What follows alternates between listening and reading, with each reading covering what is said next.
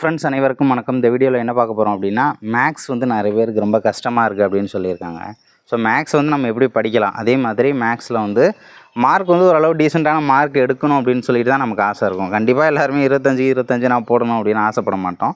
ஏன்னா ரொம்ப நல்லா மேக்ஸ் தெரிஞ்சவங்க எப்படியாச்சும் அடிக்கணும் அப்படின்னு சொல்லிட்டு வெறியாக இருப்பாங்க. நம்ம வந்து என்னடா அது மேக்ஸ் கொஞ்சம் கஷ்டமாக இருக்கிற மாதிரி இருக்குது அப்படின்ற ஒரு கேட்டகரியிலே தான் மேக்ஸிமம் இருப்போம். ஸோ அதனால் நம்ம என்ன பண்ணுவோம், 25 வேணாம் அப்படின்னு நம்ம நினச்சாலும் ஸோ அது பக்கத்துலையாச்சும் போயிடணும். ஓகேவா? ஸோ அது பக்கத்துலையாச்சுன்னா ஒரு 22 கொஸ்டின் இல்லை 23 ஸோ இந்த மாதிரி சம்ஸை வந்து நம்ம போட்டு ஸ்கோர் பண்ணிக்கணும். அது ரொம்ப முக்கியமானது ஒன்று. அந்த மாதிரி மார்க் எடுக்கிறது ரொம்ப ஈஸியானதான். 25 எடுக்கிறது தான் கொஞ்சம் கஷ்டமே தவிர 23 வரைக்கும் நெருங்கிறதுலாம் வந்து ரொம்பவே ஈஸியான ஒரு விஷயந்தான். ஓகேவா? இப்போ மேக்ஸை பொறுத்தவரை நம்ம வந்து மேக்ஸிமம் இப்போதைக்கு நிறைய பேர் வந்து ஃபார்முலாஸை யூஸ் பண்ணாமல் தான் மேக்ஸ் போடுவாங்க. ஓகேவா? ஸோ ஃபார்முலாஸை வந்து யூஸ் பண்ணாமலே தான் போட்டுக்கிட்டு இருப்பாங்க. நீங்கள் என்ன பண்ணுங்கள் அப்படின்னா, ஸோ ஃபார்முலாஸை தெரிஞ்சுக்கோங்க. ஃபஸ்ட்டு ப்ரிஃபரன்ஸு ஃபார்முலாஸுக்கு கொடுங்க. ஓகேவா? இப்போ வந்து நமக்கு அல்ஜிப்ரா ஸோ இந்த மாதிரி மாடல் சிம்பிளிஃபிகேஷன் ஃபார்முலாஸ்லாம் இருக்கு இல்லையா, ஸோ அதை தெரிஞ்சுக்கோங்க. அதே மாதிரி மேக்ஸில் வந்து இந்த எண்ணியல் டாபிக் இருக்குல்ல, ஸோ எண்ணியல் நம்பர் சிஸ்டம் எண்ணியல் ஸோ இந்த மாதிரியான ஃபார்முலாஸ் தெரிஞ்சுக்கோங்க. அளவியல் வந்து ஃபார்முலாஸ் வந்து கண்டிப்பாக படிக்க மறந்து தான் போகும். அப்போ லாஜிக்காக தெரிஞ்சுக்கிறதுக்கு ட்ரை பண்ணுங்கள். ஸோ இந்த மாதிரி விஷயத்த நீங்கள் ஃபாலோ பண்ணுங்கள். அடுத்தது என்ன பண்ணலாம் அப்படின்னா, இப்போது மேக்ஸ்னு வச்சுக்கோங்களேன்.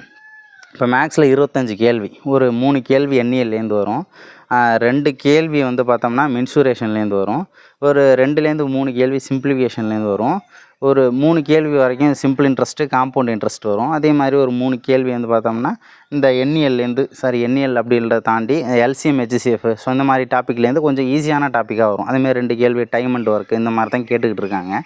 ரொம்ப ஈஸியாக தான் கேட்பாங்க. ஓகேவா? அப்போ நீங்கள் என்ன பண்ணணும் அப்படின்னா, ஃபார்முலாஸ் எல்லாத்தையுமே தெரிஞ்சுக்கணும். நீங்கள் ப்ரிஃபரன்ஸு கொடுத்து படிக்கிறீங்கல்ல, ப்ரிஃபரன்ஸு கொடுத்து படிக்கிறதுனா எப்படி சார் அப்படின்னா, இப்போ வந்து சிம்பிளிஃபிகேஷன் நிறைய பேருக்கு சிம்பிளிஃபிகேஷன் அப்படிங்கிற டாப்பிக்கு கடலை விட ரொம்ப பெருசு தான். பார்த்துக்கிட்டே இருந்தோம்னா எவ்வளோ மாடல் வேணாலும் பார்த்துக்கிட்டே இருக்கலாம். அந்தளவுக்கு ரொம்ப அதிகமான ஒரு பெரிய டாபிக் அப்படின்னா நம்ம சிம்பிளிஃபிகேஷனை சொல்லலாம்.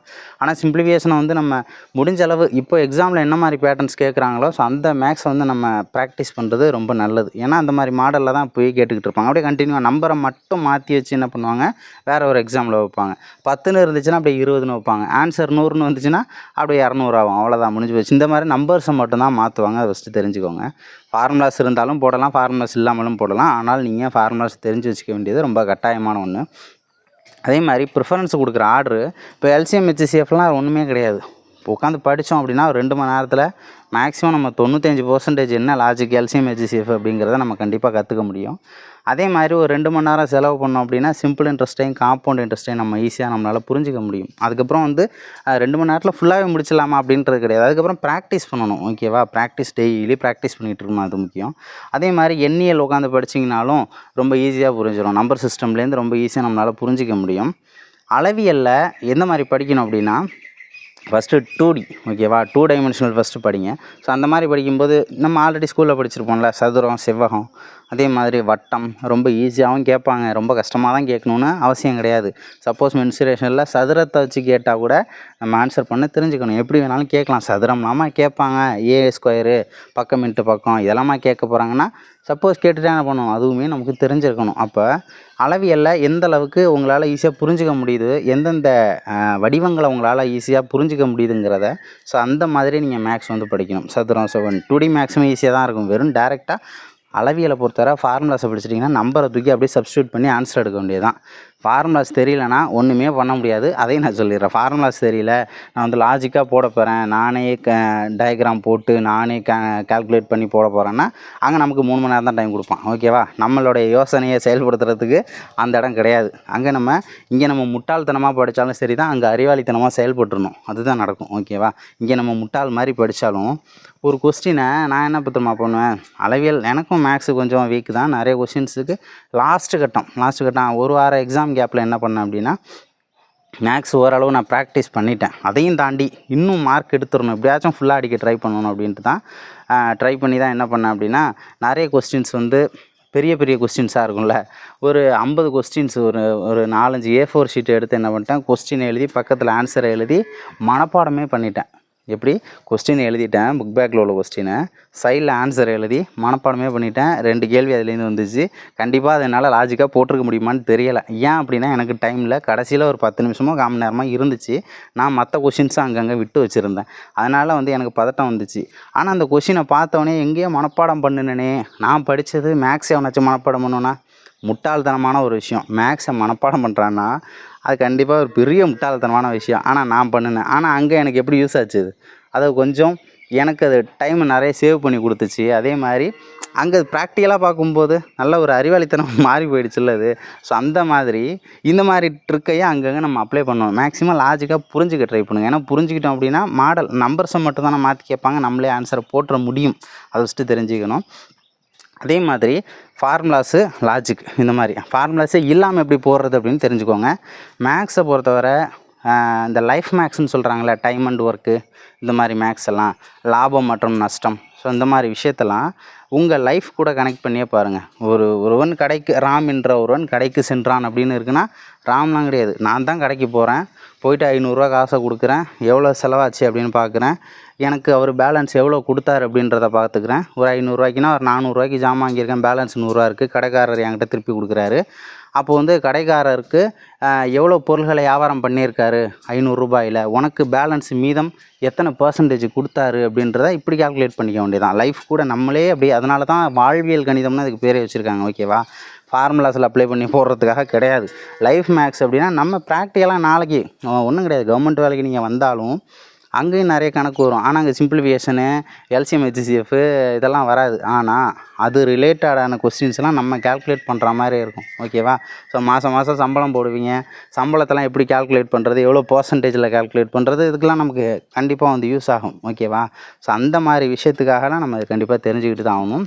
வாழ்க்கை கூட ஒத்து போக வச்சு நீங்கள் மேக்ஸை வந்து ப்ராக்டிஸ் பண்ணுங்கள், அது ரொம்பவே முக்கியமானது.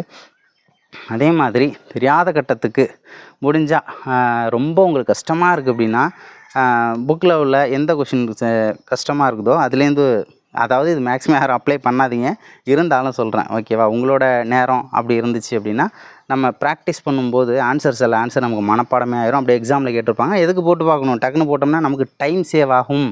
அதுக்காக தான் சொல்ல வரேன். சும்மா ஒரு 50 கொஷின் வரைக்கும் நீங்களும் அந்த மாதிரி ட்ரை பண்ணலாம். மேக்ஸே வராதவங்க ஏதோ ஒரு இடத்துல கை கொடுக்கும். ஆனால் ஈஸியான மேக்ஸான LCM, HCF, time and work, லாபம் நஷ்டம், ஓகேவா, அதே மாதிரி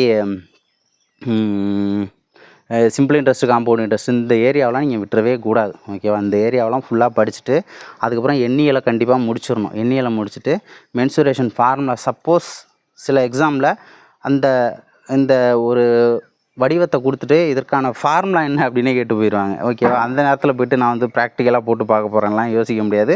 அங்கே இதெல்லாம் வேலைக்கு ஆகாது. ப்ளஸ்ஸை மைனஸு ப்ளஸ்ஸாக வருமானலாம் அங்கே உட்காந்து யோசித்தோம் அப்படின்னா நமக்கு டைம் ஆகிடும்.